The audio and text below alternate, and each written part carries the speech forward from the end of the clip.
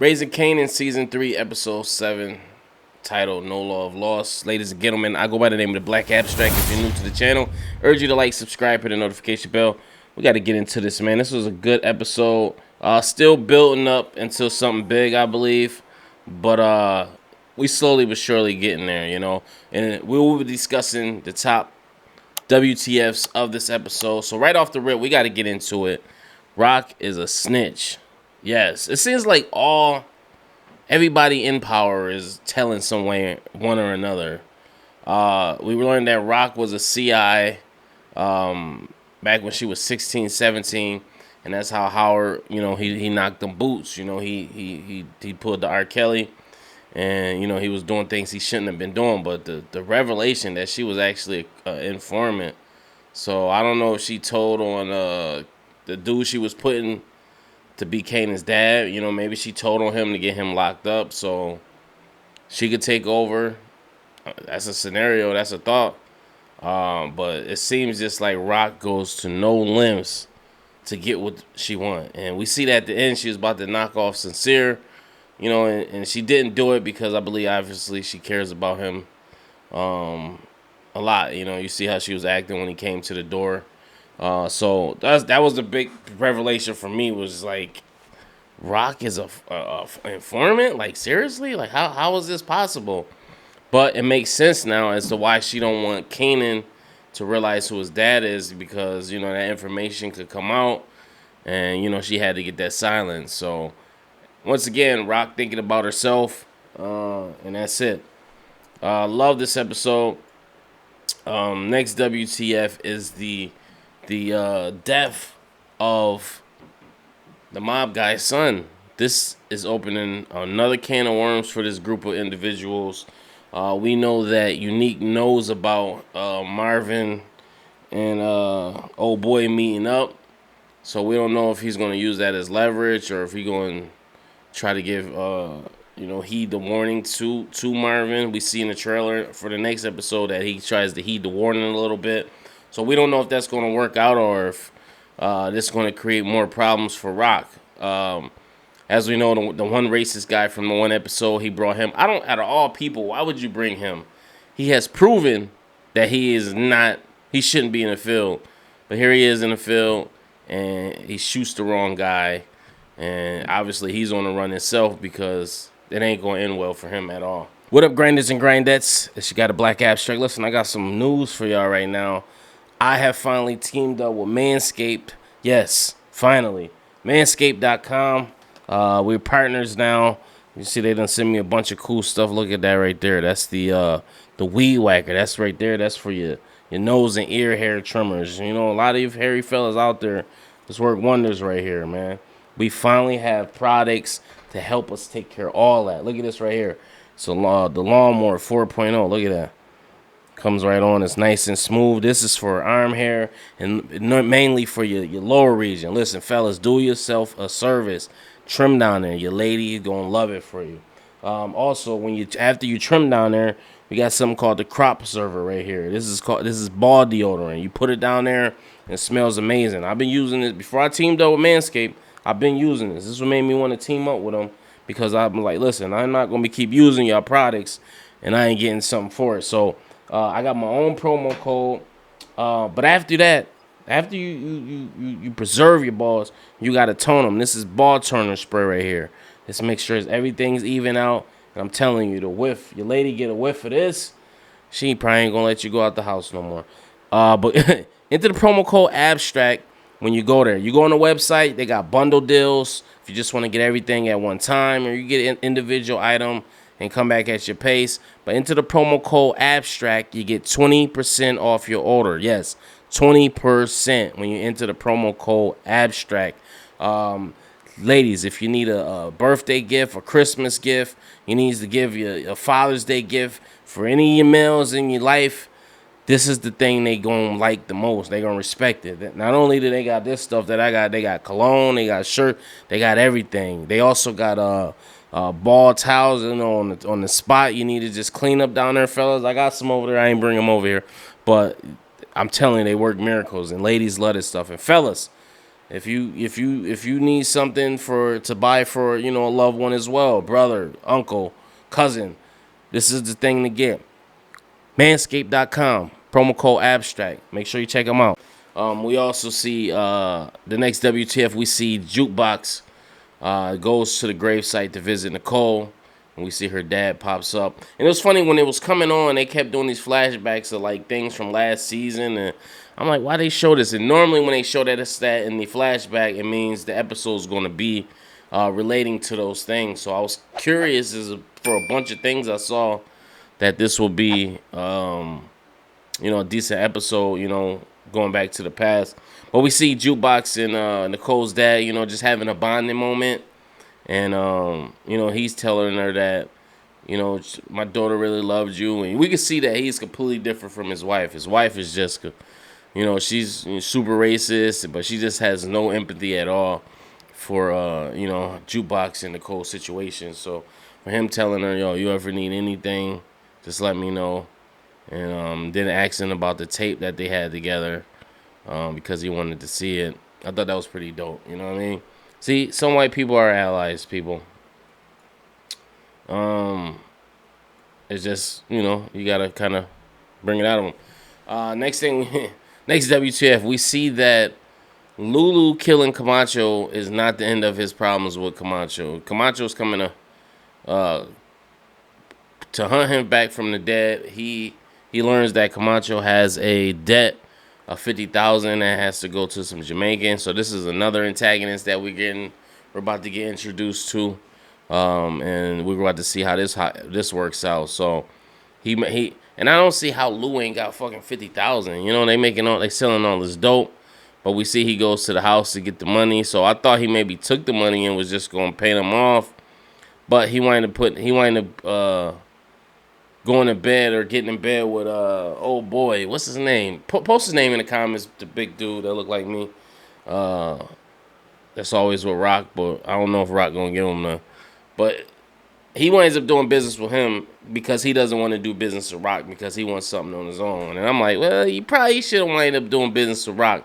And we see that later on. Rock now is leaning on the studio because to buy a house, she has to have substantial income documented. So now she's like, oh yeah, I own a record label, and I got artists or some shit she said, and I was just like, okay, now the studio coming in handy to you. But you was telling Lou it was a horrible idea to be chasing his dreams. So I'm like, oh wow. Next WTF, we see Sasha Duncan. No, that's not her real name, but the late actress that plays Sasha Duncan on The Family Business is seducing Kanan. Yeah, she's pulling the whole R. Kelly, and she got Kanan. She raised Kanan to be a boy to a man. She sees something in him. And then the daughter walks in and see him, and she said, see, you got to learn how to keep your man or something like that. I'm like, wow, that's crazy. But kudos to Kanan, man. Hey, listen, not many people can say they took down a mother and daughter combo. But did y'all see how it transitioned to the guy talking where Jukebox was at about never sleep with a mom and her daughter? Never. I'm like, what the? But it was weird to see. You know, she's getting called all these abominations, and her mom's sitting right there. But we already know Jukebox likes to, you know, she's a carpet muncher. So it's, you know, we're going to see how this plays out. And I think that might end up being the straw that breaks the camel's back with her relationship with her mom. I think her mom's going to find out somehow, and she's not going to approve of it, and they're going to get into it. And, you know, we'll see what happens. Maybe she'll run back to Marvin. But hopefully her and Marvin piece things up before then, because it seems like the lines of communication between them are getting opened up somewhat. And I can only see their relationship repairing and getting better at this point on. So that's what I thought. And that's what I think. We get introduced into a new character. How many people used to watch Greenleaf when they had Basie out there, Pastor Basie? He was like the rival pastor at the church. And the guy that played him actually was in here. And he actually got slapped around by my guy for insubordination. But I didn't like this. I didn't like this either because I felt like this was like some bitch ass nigga shit. Like, okay, yo, the guy works under you pretty much because you was distro, right? You was plug. But at the same time, he's his own entity. So y'all pretty much business partners. He's making you money because you're supplying him. But at the end of the day, he's still making you money. And you know, he comes in a restaurant, you start ragging on him, he rags on you back, and then you get in your feelings, and then you listen to Rock to kind of coerce you to doing something to him because she's obviously she set it up because she wanted to have a meeting with him, and she needed him to have a reason to want to leave dude, you know, right on the spot. But I just didn't like the fact that he was like trying to down a dude or you know, just trying to sun him in front of a girl. Like I never played around like that. Like, don't try to act different when chicks is around. That shit corny to me, man. There's a lot of niggas that do shit like that. You know what I'm saying? Girls come around, they get completely different. Yep. We see Marvin has finished his therapy, and the therapist or the counselor is trying to jump that man bone. She done slid him the number. It's all kinds of crazy stuff going on. Jukebox just went on a date with old boy. So hey, maybe she's not just a carbon muncher, or maybe she's trying to put on the facade. But I feel like she's not being her real self, and we'll see what happens. Over in Jersey, we see Unique running things, and we see that him and Warrell have a plan to kind of get up on the Rock's thumb because they know ultimately their time is expired. They're on borrowed time with Rock. So they trying to do something to put him in the best interest. And we also see that there's some static with some Jersey dudes that might be lingering. So we might see a good old-fashioned shootout sometime in the near future. I wouldn't be mad at that as either. What is the obsession with Detective Howard's partner investigating him? I just don't see the obsession with it. Like, okay, I see that, you know, he moves around a little way, he does, but it's nothing in this season or last season that would have her going this hard about Howard when he hasn't done nothing. He got shot, and you're supposed to be trying to find his killer, but you just digging and doing all this shit, and it just don't make sense why you would be this emotionally invested in something that's, I don't know if it's even worth the reward at the end. It's just weird, you know what I mean? So that's what I was thinking. I'm like, yo, what's going on here? You know what I'm saying? Like, why you going this hard? It don't make sense. Next, WTF, we learned that Scrap was not the confidential informant when it was in fact his mom. And I said this in my last one of my last reviews of the episodes. I said it might have been his mom because, you know, they were both in the room, and, you know, Detective Howard only recognizes Scrap, so he automatically assumes. But did y'all see the look on Rock's face when she found out that he wasn't the snitch? You know, she was just like, what the fuck? But he told her, listen, man, you know how it is in the streets. You hear some shit and they don't pan out. Because he didn't even have to tell her for real, you know what I'm saying? But he wound up telling her and give her a heads out as a good faith because he needed something in return. Yeah, that was crazy, man. They done killed Scrap for no reason, and his mom is the fucking CI the whole time. I'm like, wasted a good character, man. I would have loved to see Scrap prevailing, but I see what they did. They put they killed Scrap off, and they put pretty much Joey Badass in his place. You know what I'm saying? Because they didn't want to get rid of Joey Badass, so they said, hey, we got to make a decision, and Joey Badass wound up taking the what's the name? We see Pastor Basie has set up a watch out or lookout for Monet, or not Monet, but Rock. Wrong song, wrong series. Sorry, you can tell I'm a little tired. And she, you know, he's having her tell because she approached him at the hotel earlier about you know, wanting to switch distros with him. And he said, man, you got some big balls. You know, if such and such finds out, I forget his name again, post it in the comments. Then it's going to be an issue. But we see we're having her tell because he declined her offer because he said he doesn't know her because obviously he's from Baltimore. So he wouldn't know who she is up here. And he have his man go in a restaurant and, you know, they say he tells him she's sitting with somebody that looks of importance. So I don't know if he trying to do business with her, if he just trying to get her plug. We will see. But I know one thing, this guy always plays slimy ass characters. So we'll see what happens. We see that Kanan has linked up with Symphony, and he tells him that he's leaving town. And, you know, pretty much saying his goodbyes, which in returns leads to Symphony going to Rock's house. But he did get put over once again by Detective Howard's annoying-ass partner. He gets pulled over by her, and she started asking him some line of questioning, and he kind of just shut her down.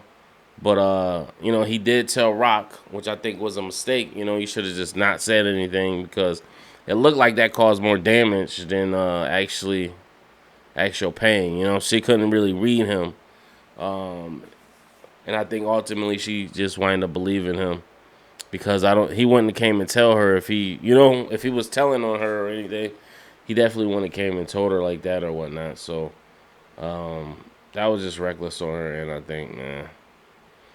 We see that Lulu actually gets jumped. He doesn't come up with the money fast enough, and, you know, they catch him in the alley.